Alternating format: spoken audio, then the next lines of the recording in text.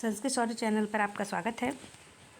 हम पढ़ रहे हैं सूरदास जी कक्षा 10 की हिंदी काव्य से सूरदास जी का चैप्टर, इसका नाम है पद। हमने यहाँ पर पढ़ लिए हैं 6 पद, अब हम पढ़ने जा रहे हैं 7वां पद। इससे पहले यदि आपको वीडियो अच्छे लगते हों, मेरा पढ़ाना अच्छा लगता हो, तो चैनल को सब्सक्राइब करें और वीडियो अच्छी लगे तो लाइक करें और ज़्यादा से ज़्यादा शेयर करें। देखिए, हम पढ़ रहे हैं 7वां पद। यहाँ क्या हुआ है, भगवान कृष्ण जो है वो मथुरा चले गए हैं। गोकुल जहाँ पर जो ब्रज था, ब्रज से अभी मथुरा चले गए हैं और मथुरा जा कर के उनको जो ब्रज है उसकी बहुत याद आती है। वहाँ उनका एक मित्र है उद्धव, जिससे कि वह अपने वहाँ की जो वहाँ की मेमोरीज़ है, वहाँ की जो स्मरण है उनके बारे में बताते हैं और कहते हैं कि उनको जो ब्रज है वह भूला ही नहीं भूलता है।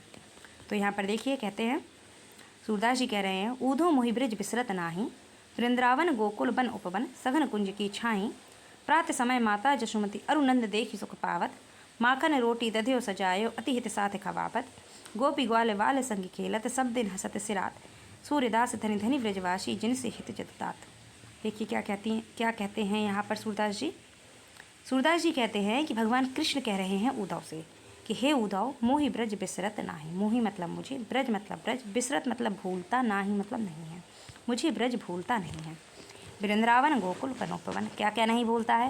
वृंदावन नहीं भूलता है, वन गोकुल नहीं भूलता है, वहाँ के वन और वहाँ के उपवन भी नहीं भूलते हैं। सघन कुंज की छाई, और वहाँ जो घने घने कुंज हुआ करते थे उनकी छाई भी नहीं भूलते हैं। छाई अर्थात छाया। प्रातः समय माता जशुमती, प्रातः समय माता जशुमती यानी कि माता यशोदा, अरु मतलब और, नंद मतलब नंद बाबा, देखी मतलब देख करके सुख पावत। प्रातःकाल माता यशोदा और नंद बाबा मुझे देख करके सुख पाते थे। माखन रोटी दध्यो सजायो, माखन रोटी और दही, दध्यो मतलब दही, सजा करके अति हित साथ खवावत, अत्यंत हित अर्थात प्रेम के साथ और सुख के साथ मुझे खवाते मतलब खिलाते थे। गोपी ग्वाल वाल संग खेलत, गोपी ग्वाल वाल के साथ खेलते हुए सब दिन हंसत सिरात, सारा दिन हंसत मतलब हंसते हुए, सिरात मतलब व्यतीत हो जाता था। सूरदास जी कहते हैं कि धनी धनी ब्रजवासी, सूरदास जी कहते हैं ऐसे ब्रजवासी भी धन्य हैं।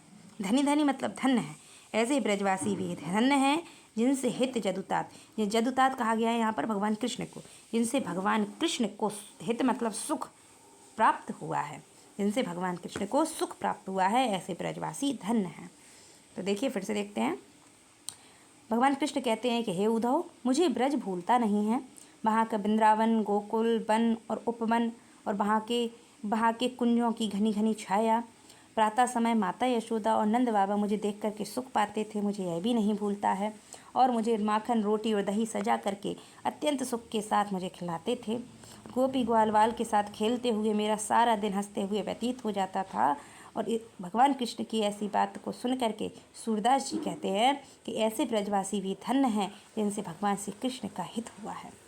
तो देखिए, आज हमने पढ़ा 7वां पद और अगले वीडियो में हम पढ़ेंगे 8वां पद। और यदि आपको वीडियो पसंद आया हो तो लाइक करें और ज़्यादा से ज़्यादा लोगों को शेयर करें। और यदि आपको कोई प्रश्न हो, कोई क्वेरी हो तो कमेंट बॉक्स में डालें, मैं उसका उत्तर ज़रूर दूँगी। और चैनल को सब्सक्राइब ज़रूर करें। धन्यवाद।